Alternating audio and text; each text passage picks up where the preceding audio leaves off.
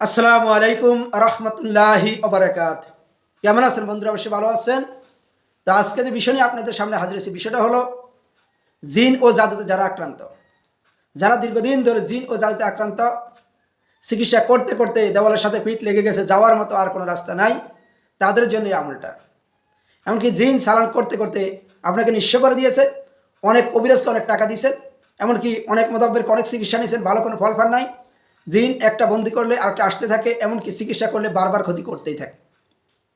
তো যাদের দীর্ঘদিন ধরে জিন ও জাতে আক্রান্ত, অনেক পেরেশানি হয়ে গেছে, তাদের জন্য এই আমলটা করলে যেই কোনো ধরনের পেরেশানি হোক, জিন চালান হোক, এমনকি শত্রুতামি করে শত্রু জিন চালান করা, কুফরি করা, যেই কোনো বিষয় হোক, ইনশাআল্লাহ পেরেশানি হোক, আল্লাহ তাআলা আপনার পেরেশানি দূর করে দিবেন।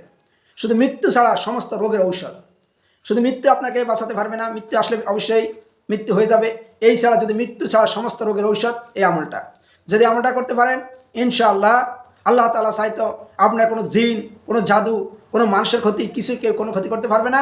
আল্লাহ তাআলা আপনাকে হেফাজত রাখবেন। আমলটা আপনার সকাল সন্ধ্যা করবেন, বেশি বেশি পাঠ করবেন, এই রমজান মাসে বেশি বেশি পাঠ করবেন।